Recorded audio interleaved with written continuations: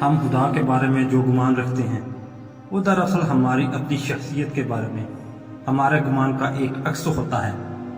اگر خدا کے ذکر سے ذہن میں محض الزام اور خوف ہی ابھرے تو یہ اس بات کی علامت ہے کہ خوف اور الزام تراشی ہمارے اپنے سینے کی گھٹن میں پنپ رہی ہے، اور اگر خدا ہمیں محبت اور شفقت سے جھلکتا ہوا دکھائی دے تو یقیناً ہم میں بھی محبت اور شفقت سے جھلک رہے ہیں۔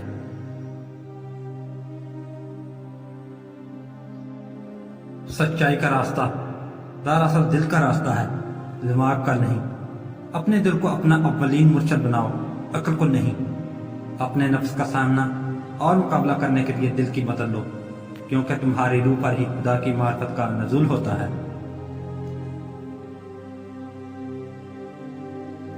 قرآن پڑھنے والا ہر شخص قرآن کو اپنے فہم و ادراک کی گہرائی کے مطابق ہی سمجھ پاتا ہے۔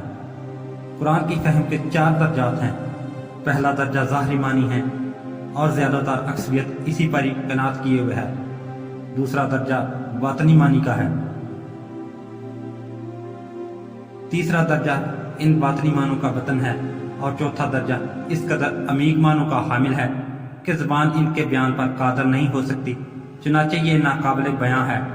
علماء و فقہاء و شریعت کے احکامات پر غور و خوض کرتے رہتے ہیں۔ یہ پہلے درجے پر ہیں۔ دوسرا درجہ صوفیاء کا ہے، تیسرا درجہ اولیاء کا ہے، چوتھا درجہ صرف انبیاء و مرسلین اور ان کے ربانی و وارثین کا ہے۔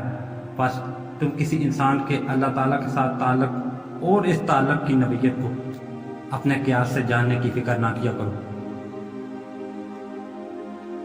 ہر شخص کا اپنا راستہ ہے اور اظہار بندگی کی ایک اپنی نوعیت ہے۔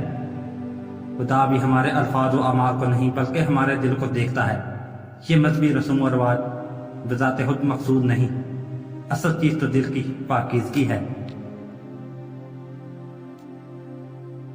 تم کائنات کی ہر شے اور ہر شخص میں خدا کی نشانیاں دیکھ سکتے ہو، کیونکہ خدا صرف کسی مسجد، مندر یا کسی گرجے اور صومعے تک محدود نہیں۔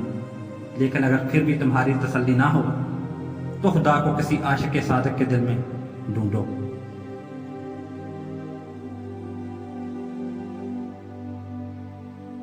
عقل و دل 2 مختلف چیزیں ہیں۔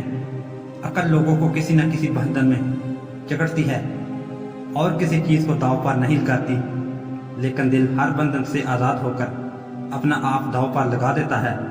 عقل ہمیشہ محتاط اور پھونک پھونک کر قدم رکھتی ہے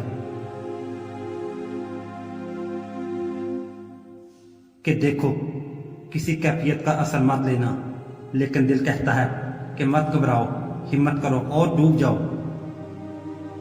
عقل آسانی سے اپنا آپ فراموش نہیں کرتی، جبکہ عشق تو بکھر جانے، فنا ہو جانے کے لیے ہمہ وقت تیار رہتا ہے۔ اور خزانے بھی تو ویرانوں میں غلبے تلے ملتے ہیں، ایک شکستہ دل میں ہی تو خزانہ مدفون ہوتا ہے۔